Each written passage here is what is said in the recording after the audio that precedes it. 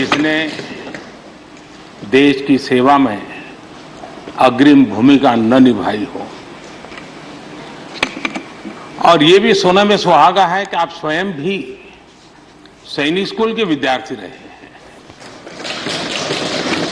तो किसान के पुत्र और सैनिक स्कूल के विद्यार्थी के रूप में मैं देखता हूं कि आप में किसान और जवान दोनों समाहित हैं।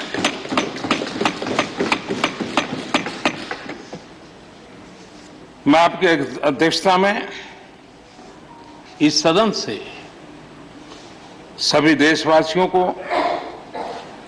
आर्म फोर्सेस फ्लैग डे की भी शुभकामनाएं देता हूं। मैं इस सदन के सभी आदरणीय सदस्यों की तरफ से देश के आर्म फोर्सेस को सैल्यूट करता हूं।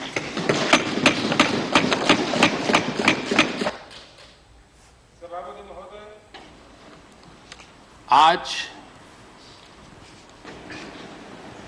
संसद का ये उच्च सदन एक ऐसे समय में आपका स्वागत कर रहा है जब देश दो महत्वपूर्ण अवसरों का साक्षी बना है। अभी कुछ ही दिन पहले दुनिया ने भारत को G20 समूह की मेजबानी का दायित्व सौंपा है। साथ ही ये समय अमृत काल के आरंभ का समय है। ये अमृत काल एक नए विकसित भारत के निर्माण का कालखंड तो होगा ही, साथ ही भारत इस दौरान विश्व के भविष्य की दिशा तय करने में भी बहुत अहम भूमिका निभाएगा। आदरणीय सभापति जी, भारत की इस यात्रा में हमारा लोकतंत्र, हमारी संसद, हमारी संसदीय व्यवस्था, उसकी भी एक बहुत महत्वपूर्ण भूमिका रहेगी। मुझे खुशी है कि इस महत्वपूर्ण कालखंड में उच्च सदन को आपके जैसा सक्षम और प्रभावी नेतृत्व मिला है। आपके मार्गदर्शन में हमारे सभी सदस्यगण अपने कर्तव्यों का प्रभावी पालन करेंगे। ये सदन देश के संकल्पों को पूरा करने का प्रभावी मंच बनेगा। आदरणीय सभापति महोदय, आज आप संसद के उच्च सदन के मुखिया के रूप में अपनी नई जिम्मेदारी का औपचारिक आरंभ कर रहे हैं। इस उच्च सदन के कंधों पर भी जो जिम्मेदारी है, उसका भी सबसे पहला सरोकार देश के सबसे निचले पायदान पर खड़े सामान्य मानवीय के हितों से ही जुड़ा है। इस कालखंड में देश अपने इस दायित्व को समझ रहा है और उसका पूरा जिम्मेदारी से पालन कर रहा है। आज पहली बार महामहिम राष्ट्रपति श्रीमती द्रौपदी मुर्मू के रूप में देश की गौरवशाली आदिवासी विरासत हमारा मार्गदर्शन कर रही है। इसके पहले भी श्री रामनाथ कोविंद जी ऐसे ही वंचित समाज से निकलकर देश के सर्वोच्च पद पर पहुंचे थे और अब एक किसान के बेटे के रूप में आप भी करोड़ों देशवासियों की, गांव, गरीब और किसान की ऊर्जा का प्रतिनिधित्व कर रहे हैं। आदरणीय सभापति जी, आपका जीवन इस बात का प्रमाण है कि सिद्धि सिर्फ साधनों से ही नहीं, साधना से मिलती है। आपने वो समय भी देखा है जब आप कई किलोमीटर पैदल चलकर स्कूल जाते थे। गांव, गरीब किसान के लिए आपने जो किया वो सामाजिक जीवन में रहे हर व्यक्ति के लिए एक उदाहरण है। आदरणीय सभापति जी, आपके पास सीनियर एडवोकेट के रूप में 3 दशक से ज्यादा का अनुभव है। मैं विश्वास से कह सकता हूं कि इस सदन में आप कोर्ट की कमी महसूस नहीं करेंगे।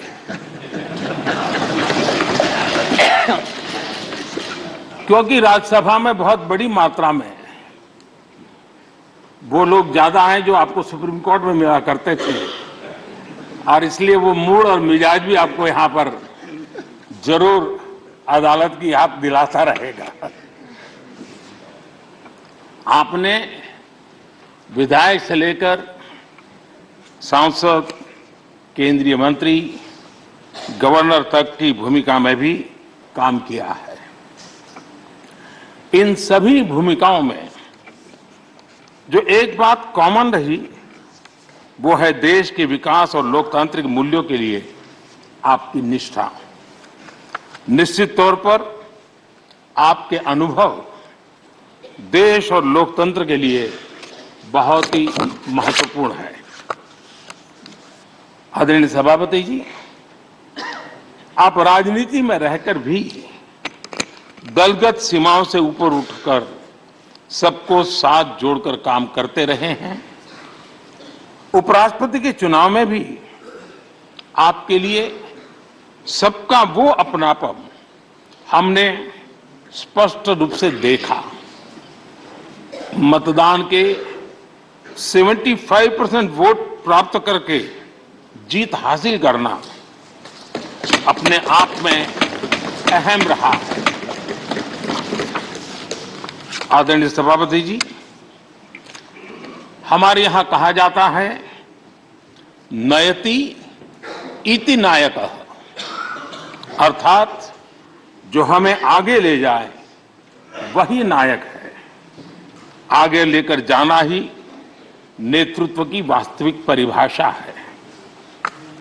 राज्यसभा के संदर्भ में ये बात और महत्वपूर्ण हो जाती है क्योंकि इस सदन पर लोकतांत्रिक निर्णयों को और भी रिफाइंड तरीके से आगे बढ़ाने की जिम्मेदारी है।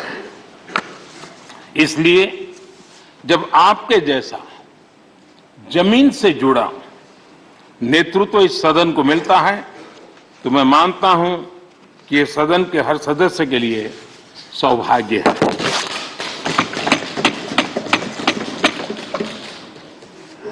आदरणीय सभापति जी, राज्यसभा देश की महान लोकतांत्रिक विरासत की एक संवाहक भी रही है और उसकी शक्ति भी रही है।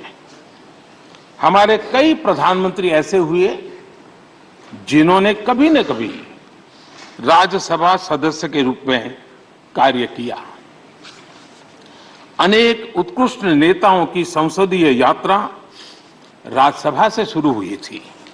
इसलिए इस सदन की गरिमा को बनाए रखने और आगे बढ़ाने के लिए एक मजबूत जिम्मेदारी हम सभी के ऊपर है।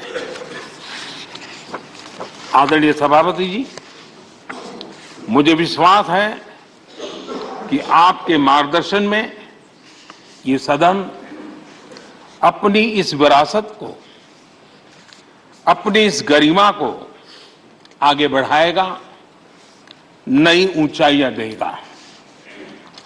सदन की गंभीर चर्चाएं, लोकतांत्रिक विमर्श, लोकतंत्र की जननी के रूप में हमारे गौरव को और अधिक ताकत देंगे। आदरणीय सभापति महोदय जी, पिछले सत्र तक हमारे पूर्व उपराष्ट्रपति जी और पूर्व सभापति जी इस सदन का मार्गदर्शन करते थे